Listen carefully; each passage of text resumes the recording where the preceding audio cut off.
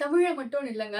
வெளியான அனைத்து மொழிகள்லயுமே கடும் எதிர்ப்புகள கிளப்பி, ஏறத்தாழ தடை செய்யப்பட வேண்டிய நிலைமையில இருந்த நளினி ஜமீலா அவர்களுடைய ஒரு பாலியல் தொழிலாளியின் கதை அப்படிங்கிற புத்தகத்த பத்தி தான் இன்னைக்கு நம்ம வீடியோல பார்க்க போறோம். இது வந்து ஒரு ஆட்டோபயோகிராபிக்கல் புத்தகங்க. நளினி ஜமீலா அவங்களுடைய வாழ்க்கைய த்ரூ அவுட்டா சொல்லியிருப்பாங்க. அவங்களுடைய குழந்தை பருவம் எப்படி இருந்தது? அவங்க வந்து பாலியல் தொழிலுக்குள்ள எப்படி வந்தாங்க? அந்த தொழிலுக்குள்ள அவங்க என்னென்ன விஷயங்கள்லாம் ஃபேஸ் பண்ணாங்க? நாளடைவுல அவங்க வந்து ஒரு என்ஜிஓ நடத்துற அளவுக்கு உயர்ந்து நெறைய அவங்கள மாதிரி பாதிக்கப்பட்டிருந்த பாலியல் தொழிலாளிகள் ஏகப்பட்ட பேருக்கு அவங்க வாழ்க்கையில வந்து ஒரு புது வெளிச்சமாவே இருந்திருக்காங்க. அத பத்தி இந்த வீடியோ நொடிகளிலுமே நான் வந்து சொல்றேன். அண்ட் கடைசியில இத வந்து என்னென்ன ரீசன்ஸ்லாம் சொல்லி பேன் பண்ணாங்க அப்படிங்கிற காரணங்களையும் சொல்லிடுறேங்க நானு. இந்த புத்தகத்துடைய பேரே வந்து நளினி ஜமீலா பாலியல் தொழிலாளியின் சுயசேதை அப்படிங்கிறது தான். தமிழ்ல வந்து குளச்சல் யூசுப் அவர்கள் எழுதியிருக்காரு. இது வந்து காலச்சுவடு பதிப்பகம். விலை வந்து ரூ. 225. முதல்ல வந்து அவங்க குழந்தை பருவத்த பத்தி நம்ம பார்க்க போறோம். குழந்தை பருவத்துல அவங்களுக்கும் வந்து எல்லார மாரியுமே வந்து படிக்கணும், பெரிய ஆள் ஆகணும் அப்படிங்கிற ஆசைகள்லாம் வந்து இருந்திருக்கு. ஆனா, அவங்களுடைய வீட்ல அவங்க அண்ணன மட்டும் தான் படிக்க அனுப்பி இருந்திருக்காங்க. அவங்க அண்ணன் ஸ்கூலுக்கு போறப்ப இவங்கள வந்து கடைக்கு போயிட்டு வா, அங்க போயிட்டு வான்லாம் இந்த சின்ன குழந்தைய அனுப்பி விடுவாங்க. அப்போ வந்து இந்த ஸ்கூல் கிட்டயே நின்னு இவங்க வந்து பார்த்து அழுதுட்டே இருப்பாங்க. சுத்தி இருக்கிறவங்க எல்லாருமே வந்து, "ஐயய்யோ! சின்ன பிள்ளை அழுகுது. ஏதோ காசு தொலைச்சிருச்சு போல இருக்கு. ஏதோ கடையில வாங்குன பொருள தொலைச்சிருச்சு போல இருக்குன்னு" நின்னு, "என்ன பாப்பா என்னாச்சுன்னுலாம்" கேட்பாங்க. இந்த குழந்தை வந்து, "நான் ஸ்கூலுக்கு போவே முடியல" அப்படின்னு சொல்லி அழுகுறப்ப, ஐயோ! இவ்வளவுதானா விஷயம் அப்படின்னு சொல்லி போயிருவாங்க. கொஞ்ச நாள் இதே மாரி அழுதுட்டு இருந்திருக்காங்க. எல்லாருமே வந்து சமாதானம்லாம் படுத்திட்டு இருந்திருக்காங்க. ஆனா ஒரு கட்டத்துக்கு அப்புறமா வந்து, ஆமா இந்த புள்ளைக்கு வேற வேலையே இல்ல அப்படிங்கிற மாதிரி சொல்லிட்டு வுட்டுட்டு போயிட்டாங்க. இவங்க அம்மா தான் வந்து வேலை பார்த்துட்டு இருந்திருக்காங்க. இவங்க அப்பா வந்து ஒரு அரசியல் கட்சியில ஒரு ஒரு பொறுப்புல வந்து இருந்திருக்காரு. அந்த கட்சியுடைய சில விஷயங்கள்லாம் வந்து அவர் வீட்ல தான் நடக்கும். சில மீட்டிங்ஸ் எல்லாம் அவர் வீட்ல தான் வந்து நடக்கும் அப்படிங்கிற மாரி இடத்துல அவங்க அப்பா இருந்திருக்காரு. அப்பாவோட சம்பாத்தியத்த நம்பி அந்த குடும்பம் நடக்கல. அம்மா தான் எல்லாத்தையுமே வந்து பார்த்துட்டு இருந்திருக்காங்க. நாளடைவுல அவங்க அப்பாவுடைய அந்த அரசியல் பணிகள் வந்து அவங்க அம்மாவுடைய வேலையிலயும் பெரிய பிரச்சனையை ஏற்படுத்திட, அவங்க அம்மாக்கு வேலைக்கு போக முடியாத மாரி நிலைமை வந்துருது. அவங்க வீட்ல வந்து அவங்க அம்மாவுடைய தங்கச்சியான அவங்க சித்தியும், அவங்க அப்பாவுடைய அக்காவான அவங்க பெரியம்மாவும் ஏகப்பட்ட இடங்கள்ல இன்ஃப்ளூயன்ஸ் பண்ண ஆரம்பிச்சிருக்காங்க. ஏன்னா ஒரு வீட்ல வந்து பணம் இல்ல. நீங்க வந்து எல்லாத்துக்குமே வந்து எங்கள நம்பி தான் இருக்கணும்ன்ற மாதிரி ஒரு நிலைமை.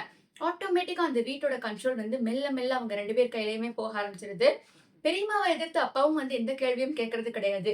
அம்மா வந்து அப்பாட்ட அடி வாங்குவாங்க, உட்கார்ந்து அழுவாங்க. அம்மாவுக்கும் என்ன பண்றதுன்னே தெரியாது. இப்படி ஒரு சூழ்நிலையில வந்து சரி நான் வேலைக்கு போறேன் அப்படின்னு சொல்லி இந்த சின்ன குழந்தை வந்து வேலைக்கு போக ஆரம்பிக்கிறாங்க. இனிஷியலி வந்து அவங்க அம்மா கிட்ட போய், "அம்மா இங்க பாரு, நான் வந்து வேலைக்கு போறேன். நான் வந்து சம்பாதிச்சு உனக்கு வீட்டுக்கு பொருள்லாம் வாங்கி தருவேன் பாருங்கலாம்" சொல்லியிருந்திருக்காங்க. அவங்க அம்மா வந்து அவங்கள கட்டிப்பிடிச்சு அழுதுருக்காங்க. இந்த சின்ன வயசுல இந்த குழந்தைக்கு ஏன் இவ்ளோ கஷ்டம் அப்படின்னு அழுதுருக்காங்க. ஆனா இவங்களுக்கு அந்த சின்ன வயசுல வந்து எதுவுமே தெரியல. நம்ம வேலைக்கு போறோம், நம்ம வீட்ட பார்த்துக்க போறோம் அப்படின்ற மாரி நெனச்சிருந்திருக்காங்க. வேலைக்கு போன இடங்கள்லயுமே வந்து ஒரு கட்டத்துல வந்து இவங்கள, இந்த பெரிய வீட்டு பொண்ணு வேலைக்கு வந்திருக்கு" அப்படின்னு சொல்லி கொஞ்சம் மரியாதையெல்லாம் வச்சிருந்திருக்காங்க இனிஷியலி. பட் போக போக அவங்களே வந்து மத்த வேலையாட்கள் மாரி தான் நடத்திட்டு இருந்திருக்காங்க. இந்த டாமினன்ஸ் எல்லாமே இந்த வீட்ல தலை தூக்க ஆரம்பிக்க, இவங்களுக்கும் இவங்க அம்மாவுக்கும் அந்த வீட்ல வந்து எந்த ஒரு வார்த்தையுமே எடுபடாம போக ஆரம்பிச்சுருச்சு. சின்ன சின்ன தேவைகள்ல இருந்து ஆரம்பிச்சு எல்லா விஷயங்களுக்காகவும் சுத்தி இருக்கிற எல்லாத்தையும் வாங்கி கட்டுற மாரி ஒரு சூழ்நிலை வந்து வந்திருக்கு. கொஞ்ச காலம் கழிச்சு வந்து இவங்க வீட்ல வந்து அந்த அரசியல் கட்சி நான் சொன்னேன் இல்லைங்களா? அவங்கலாம் வந்து போலீஸ் தேடுறாங்க அப்டின்னா அவங்க வீட்டுக்குள்ள வந்து ஒளிஞ்சுக்கிறது, அந்த மாரிலாம் இருக்கிறப்ப நிலைமை வந்து இன்னுமே மோசமடைஞ்சிருக்கு. இவங்களுக்கு 18 வயசு ஆகுறப்ப, இவங்களுடைய அண்ணன் வந்து அவர விட ஒரு 2 1/2 வயசு மூத்த பொண்ண வந்து கல்யாணம் பண்ணிட்டு வந்துடுறாங்க. அந்த கல்யாணத்துக்கு வந்து இவங்களும் சாட்சியா இருந்ததுனால, இவங்கள அவங்க அப்பா வீட்ட விட்டு வெளிய தொரத்திர்றாங்க. அந்த காலத்துல யோசிச்சு பாருங்க. ஒரு 18 வயசு பொண்ணு. வீட்ட விட்டு வெளிய போனா, அந்த பொண்ணு எங்க போகும்? என்ன பண்ணும்? நெறைய கஷ்டங்கள் இருக்கு இல்லைங்களா? அப்பதான் வந்து அந்த பொண்ணு வேலைக்கெல்லாம் போயிருக்குல்ல, அந்த இடத்துல வந்து ஒருத்தவங்கட்ட போய் இந்த மாரி சொல்லி என்ன வீட்ட விட்டு வெளிய அனுப்பிட்டாங்கன்ட்டு. சோ ஒருத்தவங்க கூட அவங்க வீட்டுக்கு போயிருக்காங்க. அவங்க கூட வந்து போனதுக்கு அப்புறமா அந்த ஊர்க்காரங்கலாம் வந்து கிட்டத்தட்ட 1 வாரத்துல அவங்க 2 பேரையுமே வந்து கணவன் மனைவியாவே நினைக்க ஆரம்பிச்சிருக்காங்க. சோ வேற வழி இல்லாம அவங்க கல்யாணம் பண்ணிக்கிட்டாங்க. அவங்களுடைய திருமணம் அப்படிங்கிறது ஏற்பாட்டு திருமணமும் கிடையாது, காதல் திருமணமும் கிடையாது. எதிர்பாராத விதமா அவங்களுக்கு நடந்த ஒரு திருமணம். கணவர் வந்து ரொம்ப பெரிய குடிகாரரு. எந்த பொறுப்புமே இல்லாம இருக்கிறவரு. இந்த கணவர் வீட்டையே வந்து இவங்க தான் சேர்த்து பார்த்துக்கிட்டு இருந்திருக்காங்க. ஒரு கட்டத்துல வந்து கணவருக்கு புற்றுநோய் ஏற்பட்டுட, அவரு குடிக்கிற மதுவுல அவரே விஷத்த கலந்து குடிச்சுட்டு செத்து போயிட்டாரு. 2 குழந்தைங்க இவங்களுக்கு. அப்ப இவங்களுக்கு வந்து 24 வயசு. என்ன பண்றதுன்னே தெரியல. அவங்க மாமியார் வந்து கோர்ட்டுக்கெல்லாம் போயிட்டாங்க. இந்த மாதிரி வந்து பிள்ளைங்கள பார்த்துக்கிறதுக்கு காசு வேணும். காசு குடுக்கணும் அப்படின்னு சொல்லி வாங்கிட்டாங்க. இவங்களுக்கு வந்து எப்படி காசு குடுக்கறது? 2 பிள்ளைங்கள வளர்த்துறதுக்கு அப்படின்னு சொல்லிட்டு ஒண்ணுமே புரியல. இனிஷியலா இவங்களோட பிளான் என்னவா இருந்திருக்குன்னா, 2 குழந்தைங்களையும் வந்து அனாதை இல்லத்துல சேர்த்து விட்டுறலாம். கொஞ்சம் காசு சேர்ந்ததுக்கு அப்புறமா வந்து அந்த பிள்ளைங்கள கூட கூட்டு போய் வச்சுக்கலாம் அப்படின்ட்டு. ஆனா அனாதை இல்லத்துல வந்து ஒருக்கா சேர்த்துட்டாங்கன்னா, திருப்பி வந்து அந்த மாரி குழந்தைங்கள அவ்ளோ ஈஸியாலாம் திருப்பி குடுத்துற மாட்டாங்கன்னு தெரிஞ்சோனே, இவங்க வந்து ஐய்யயோ! அப்படின்னா வந்து மாமியார் பாதுகாப்புலயே இருக்கட்டும். அட்லீஸ்ட் அந்த குழந்தைங்களுக்கு வீடுன்னு ஏதாவது ஒரு இடமாவது இருக்கும்ல அப்படின்னு யோசிச்சு தான் அவங்க வந்து இந்த முடிவ எடுத்திருந்திருக்காங்க. என்ன தொழில் பண்றது? மாமியாருக்கு காசு குடுக்கணும் அப்படின்னு இருக்கிறப்ப, அவங்க வேற வழி இல்லாம தேர்ந்தெடுத்த ஒரு விஷயம் தான் இந்த பாலியல் தொழில் அப்படிங்கிறது. ரோசி அக்கா அப்படின்னு ஒரு அக்கா வந்து அவங்களுக்கு அறிமுகமாகுறாங்க. "பண தேவை இருக்குக்கா" அப்படின்னு சொன்னப்ப, "ஆளுங்க கூட போகணும்" அப்படின்னு சொல்லியிருக்காங்க. ஆளுங்க கூட போறதுக்கெல்லாமா பணம் தருவாங்க. ஏன்னா, அது இப்ப வந்து ரூ. 50 ரூ. 100 மாரி பெரிய அமௌண்ட் குடுத்துருக்காங்க.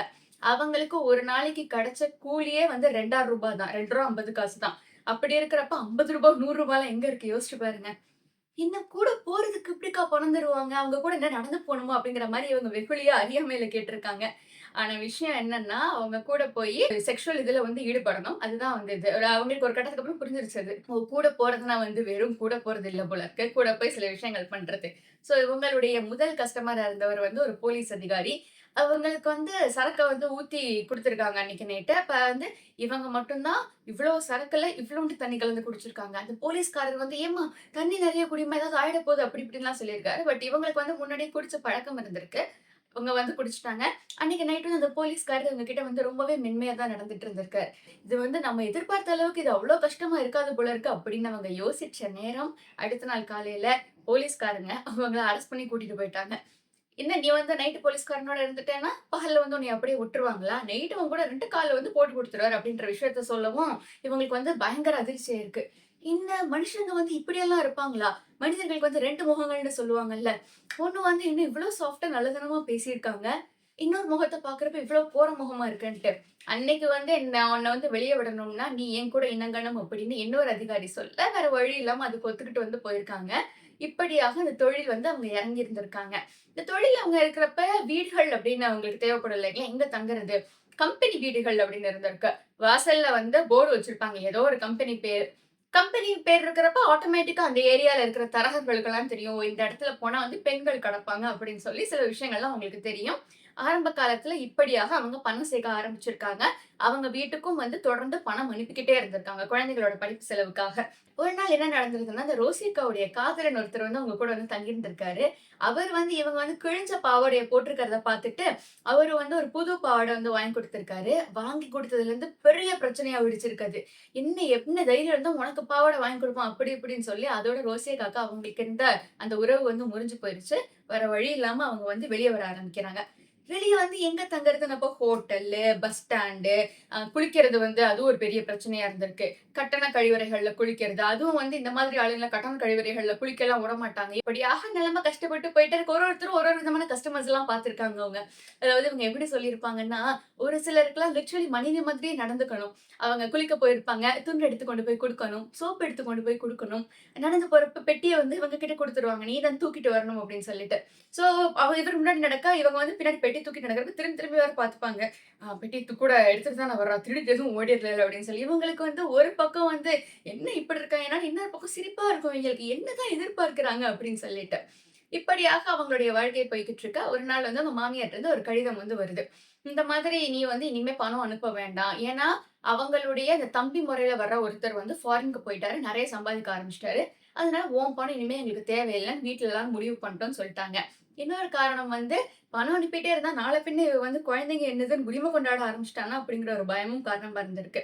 சரி, இப்பதான் பணம் தேவைப்படலைல்ல. நம்ம தொழில நிறுத்திறலாம் அப்படின்னு சொல்லி யாரையாச்சும் கல்யாணம் பண்ணிக்கலாம் அப்படின்னு யோசிக்கிறப்போ, ஒருத்தர் வந்து உங்க வாழ்க்கையில வந்திருக்காரு. என்ன சொல்லியிருக்காருன்னா, "எனக்கு 2 மனைவிகள் இருந்திருக்காங்க. 2 மனைவிகள்ட்ட இருந்தும் எனக்கு வந்து குழந்தை இல்ல. எனக்கு உன்கிட்ட வந்து குழந்தை நிச்சயமா வேணும்" அப்படின்னு சொல்லி கேட்டிருந்திருக்காரு. ஆனா சரி அவர் கல்யாணம் பண்ணிட்டு வீட்டுக்குலாம் போனதுக்கு அப்புறமா தான் தெரிஞ்சிருக்கு. அவருடைய 2ஆம் மனைவி வந்து பிரசவத்துக்கு போயிருந்திருக்காங்க. அவங்களும் வந்துட்டாங்க. இவங்களும் நாளடைவுல கர்ப்பம் ஆயிட்டாங்க. ஒரு கட்டத்துக்கு அப்புறம் இவங்க அங்க இருக்கிறது எல்லாருக்குமே பிரச்சனையா இருந்திருக்கு. இவருடைய 2வது மனைவியுடைய அண்ணனுக்கு வந்து இவங்க ஒரு பாலியல் தொழிலாளி அப்படிங்கிற ஒரு விஷயம் தெரிய ஆரம்பிச்சுட்டு, அவரும் வந்து கூப்பிட ஆரம்பிச்சிருக்காரு. இவங்களுக்கு இந்த டயத்துல ஒரு குழந்தை பிறக்குது. அந்த குழந்தை பேர் வந்து ஜீனத். பெண் குழந்தை. அந்த குழந்தை பொறந்ததுக்கு அப்புறமா வேற வழியே இல்ல. அங்க இருக்கவே முடியல. ஏன்னா ஒரு கட்டத்துக்கு அப்புறம் அவரு வந்து, "சரி இந்த குழந்தைய கொண்டு எங்கேயாவது விட்டுரு. நான் கூட உன்ன காலம் முழுக்க வந்து உனக்கு ஆகுற செலவ பார்த்துக்கிறேன்" அப்படின்ட்டு. இவங்களுக்கு ஒரு பெரிய ஐரனியா இருந்தது என்னன்னா, யோசிச்சு பாரேன். அதாவது இந்த குழந்தை இருந்தா தான் வந்து நான் கல்யாணம் பண்ணிப்பேன். கல்யாணம் பண்ணி குழந்தை இல்லன்னா உன்னை வெட்டி விட்டுருவேன்னு சொன்ன ஒரு ஆளு, அடுத்து வேற வழியே இல்லாம வந்து குழந்தைய விட்டுரு நான் உன்ன பார்த்துக்கிறேன்னு சொல்றது, இதுதான் வாழ்க்கை போல இருக்கு அப்படிங்கிற மாரி அவங்களுக்கு ஒரு நிலைமைலாம் வந்திருக்கு. இதுக்கு அடுத்ததா வந்து அவங்க வாழ்க்கையில வந்து ஷாகுல் அப்படிங்கிறவர சந்திச்சிருக்காங்க. அவரும் இவங்களும் வந்து கல்யாணம்லாம் பண்ணிக்கல. ஒண்ணா வாழ ஆரம்பிச்சிருக்காங்க. அவர் வந்து ஒரு தொழிலதிபரு. இந்த பிளாஸ்டிக் போர்டு, பேட்ஜ் அதெல்லாம் செய்றவரு. என்ன பிரச்சனைன்னா, அவங்க பொண்ணுடைய கல்வி வந்து ஒரு ஒரு இடமா மாறி மாறி போயிட்டு இருக்க வேண்டிய நிலைமை வந்திருக்கு இவங்களுக்கு. கணவருடைய தொழில் நிமித்தமா. கணவர் கிடையாது. பட் ஊர பொறுத்தவரைக்கும் அவங்க கணவன் மனைவி தான். சரி ஆனாலும் வந்து அவர் தன் குழந்தை மேல வந்து ரொம்ப பாசமா இருந்திருக்காரு. எல்லாமே வந்து பண்ணியிருந்திருக்காரு. அவங்க சுத்தி இருக்க சொந்தக்காரங்க எல்லார் வீட்டு விசேஷங்களுக்கும் இவங்க தான் போய் முன்னாடி நின்னு எல்லாமே செஞ்சிருக்காங்க. எல்லாருக்குமே இவங்க மேல பாசம் இருந்திருக்கு. இவங்களுடைய கடந்த காலத்துடைய ஒரு ட்ரேஸ் கூட அந்த வாழ்க்கையில இல்ல. சந்தோஷமா வாழ்ந்திருந்திருக்காங்க. ஒரு கட்டத்துல இவங்களுடைய அந்த ஷாப்புலவருக்கு வந்து இன்னொரு பெண்ணோட தொடர்பு ஏற்பட்டுட இவங்களுக்கு என்ன பண்றதுன்னே தெரியல. சரி அந்த ஒரு சூழ்நிலையில என்ன பெண் குழந்தை வேற இருக்கு. அந்த பெண் குழந்தை வேற வயசுக்கு வந்துருச்சு. எல்லாருமே வந்து தப்பானவங்க இல்ல அப்படின்னு அவங்களுக்கு தெரிஞ்சிருந்தாலும், இவங்கள் சுத்தி பார்த்த ஆளுங்க எல்லாருமே, ஒரு பெண் குழந்தை வந்து இப்படி இருக்கு, சொந்த அப்பா கிடையாது அப்படிங்கிறப்ப, நாள பின்ன இவரோ, இவர சேர்ந்தவங்களோ வந்து தப்பா எதுவும் நடந்துருமோ அப்படின்னு சொல்லி யோசிச்சிருந்திருக்காங்க. இதுக்கான காரணம் வந்து இவங்களுக்கு சின்ன வயசுல நடந்த ஒரு விஷயம்.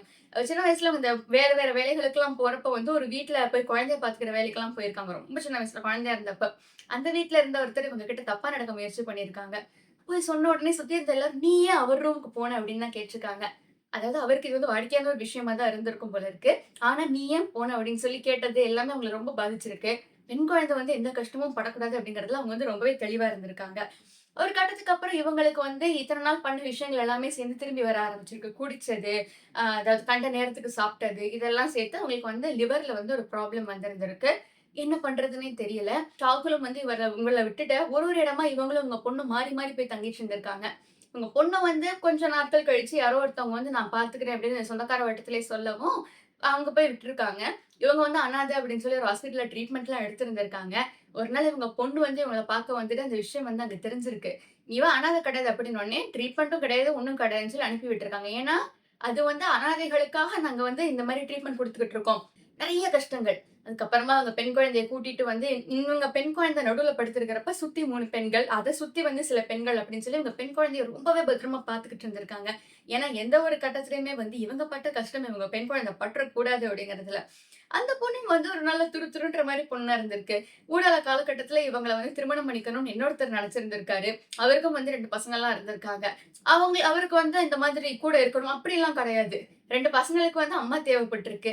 "நீ என் கூட இருந்துரு" அப்படின்ற மாரிலாம் கேட்டிருக்காங்க. ஆனா இவங்களுக்கு வந்து அதுக்கப்புறமா போதும் பட்ட வரைக்கும் எல்லாமே போதும். எதுவுமே தேவையில்ல அப்படின்னு சொல்லிட்டு அவங்க இருந்திருந்திருக்காங்க. இப்படியாக இவங்க உடல்நிலை வந்து மோசமாயிட்டே வேற வழியே இல்லாம பணத்துக்காக திருப்பியும் வந்து இவங்க ஒரு பாலியல் தொழில்ல ஈடுபட வேண்டிய ஒரு நிலைமை வந்து வந்துருது. ஏன்னா, அவங்க கணவரும் வந்து இவங்கள பிரிஞ்சு போயிட்டாங்க. அந்த ஷாகுல் அப்படிங்கிறவரு. ஏன்னா ஊர பொறுத்தவரைக்கும் அவர் கணவர். பஞ்சாயத்து கிஞ்சாயத்தெல்லாம் பண்ணியிருக்காங்க. ஆனா, ஒரு கட்டத்துக்கு மேல யாராலயும் ஓங்கி எதுவும் பேச முடியல. ஏன்னா, இப்ப பேசிட்டோம் அப்படின்னா, இவளும் இவ பொண்ணும் நாளைக்கு நம்ம வீட்ல வந்து உட்கார்ந்துக்கிட்டா, யாரு சோறு போடுறது அவங்களுக்கு? அப்படிங்கிற பிரச்சனையும் வந்து அவங்களுக்கு இருந்திருக்கு. இப்படியாக வந்து அவங்க தன்னுடைய வாழ்க்கையில மீண்டும் பாலியல் தொழில்ல ஈடுபட்டுருக்காங்க. காசு கிடைச்ச உடனே உங்க பொண்ணு வந்து இவங்க பார்த்துருவாங்க. இவ்வளோ காசு வாங்கி காசு கிடைச்ச உடனே அந்த பொண்ணுக்கு பிடிச்ச தின்பண்டங்கள், துணிமணிகள் எல்லாம் வாங்கிட்டு வந்து பார்ப்பாங்க. அந்த பெண் கிட்ட வந்து அந்த குழந்தை ஜீனத் கிட்ட வந்து ஒரு விஷயம் இருந்திருக்கு. புடிக்கல அப்படிங்கிற ஒரு விஷயத்த வந்து அந்த பொண்ணு புடிக்கலன்னு சொல்ல மாட்டாங்க ஸ்ட்ராங்கா. மௌனமா கடந்துருவாங்க அந்த விஷயத்த. அவங்களுக்கு புரிஞ்சிருக்கு. என் பொண்ணுக்கு அப்படி நான் பண்றது புடிக்கல. ஆனா வேற வழி இல்ல அவங்களுக்கு. பொண்ண வளர்த்தியாக வேண்டிய ஒரு நிர்பந்தத்துல தான் அவங்க இருந்திருக்காங்க. அந்த பொண்ணுக்கு வந்து இனிஷியலி கல்யாணம் பண்ணி வைக்கிறதுல ஏகப்பட்ட பிரச்சனைகள் ஃபேஸ் பண்ணியிருக்காங்க. அம்மா பாலியல் தொழிலாளி அப்படிங்கிறத விட, அப்பா வந்து விட்டுட்டு போயிட்டாருங்கிறது பெரிய பிரச்சனையா இருந்திருக்கு. கல்யாணத்துக்கு முன்னாடி நாள் அப்பாவ வந்து எங்க இருந்தோலாம் கூட்டிட்டுலாம் வர்றாங்க. பட் கொஞ்ச காலம் கழிச்சு அவங்க பொண்ணுக்கு வந்து ஒரு ஒரு நல்ல பையன் வந்து துணையா கிடைக்கிறாரு. அந்த பையன் வந்து இவங்களுடைய பின்னால வருங்காலத்தில இவங்க செய்யப்போற எல்லா விஷயங்களுக்குமே பயங்கர உறுதுணையாகவும் இருந்திருக்காரு. இப்படியாக இந்த பாலியல் தொழில்ல அந்த ஈடுபட்டே வர ஜுவாலாமுகி அப்படிங்கிற ஒரு அமைப்பு இருந்திருக்கு அந்த ஒரு டயத்துல. அப்பதான் அவங்க யோசிச்சிருக்காங்க. நம்ம இவ்ளோ கஷ்டப்படுறோம். அப்ப நம்மள மாரி வர்ற பாலியல் தொழிலாளிகள்லாம் எவ்ளோ கஷ்டப்படுவாங்க. ஏன்னா, அந்த தொழில் வந்து நிச்சயமா சாதாரண ஒரு விஷயம் கிடையாது. ஈஸி கிடையாது. ஆனா, இங்க நடக்கிறது பிளெயின் எக்ஸ்ப்ளாய்டேஷன் தானே. இத நம்ம வேலைன்னு சொல்ல முடியாதுல்ல. அவங்க மாதிரி பெண்களுக்காக நம்ம ஏன் குரல் கொடுக்க கூடாது அப்படின்னு சொல்லி, இவங்க அந்த ஒரு டயத்துல தான் மேடைகள்ல ஏறி பேச ஆரம்பிச்சிருக்காங்க. கடுமையான வாதங்கள வச்சிருக்காங்க. அதாவது இந்த மாதிரி பாலியல் தொழில் பண்ற பெண்களுக்கு ஏன் எந்த பாதுகாப்புமே இருக்க மாட்டேங்குது? உடல் ரீதியா அவங்களுக்கு எவ்வளவு பிரச்சனைகள்லாம் வருது? அவங்களுக்கு வந்து ஏன் ஒரு அடிப்படையான ஆணுறை குடுக்குறதுக்கு கூட ஏன் இந்த சமூகமும், அரசாங்கமும் தயங்குது? அப்படிங்கிற மாரி கடுமையான கேள்விகள எழுப்பியிருக்காங்க. இந்த கட்டத்துல அவங்களுடைய தரப்பு நியாயத்த புரிஞ்சுகிட்டு, இவங்களுடைய அமைப்புக்கு சப்போர்ட் பண்ற ஏகப்பட்ட ஆளுங்களும் வந்திருக்காங்க. பட் இவங்களுக்கு வந்து எதிரிகளும் ஜாஸ்தியா இருந்திருக்காங்க. ஏன்னா, ஒருத்தவங்க இந்த ஒரு விஷயத்த பண்றாங்க அப்படிங்கிறப்ப, சுத்தி இருக்கிறவங்கலாம் வந்து இவங்களுடைய பாஸ்ட்ட தோண்டுறது, இவ இவ சொல்றதெல்லாம் நம்ம ஏன் கேட்கணும் அப்படின்னு சொல்றதுன்னு ஏகப்பட்ட பிரச்சனைகள கிளப்பியிருக்காங்க. ஆனா மெல்ல மெல்ல இவங்க வந்து இந்த மாதிரி பெண்களுக்கு நம்ம துணையா நிக்கணும் அப்படின்னு சொல்லி ஒரு ஸ்ட்ராங்கான அமைப்பெல்லாம் ஏற்படுத்தியிருக்காங்க. அவங்க வந்து இந்த தொழிலுக்காக இப்படி பண்ணவ அப்படிங்கிறத ஆரம்பிச்சு, இந்த தொழில் பண்ற பெண்களுக்காக நிக்கிறவங்க அப்படிங்கிற ஒரு இடம் வரைக்கும் அவங்க வந்து கஷ்டப்பட்டு உயர்ந்து வந்திருக்காங்க. இவங்க பாதை வந்து நிச்சயமா ஈஸியானது இல்ல. ஏன்னா, அதுக்கப்புறமாகவும் அவங்கள வந்து ஏகப்பட்ட வழிகள்ல வந்து டார்ச்சர்லாம் பண்ணியிருந்திருக்காங்க. எப்படின்னா வந்து இந்த போலீஸ் வந்து இஷ்டத்துக்கு வந்து அடிச்சு இழுத்துட்டு போறது.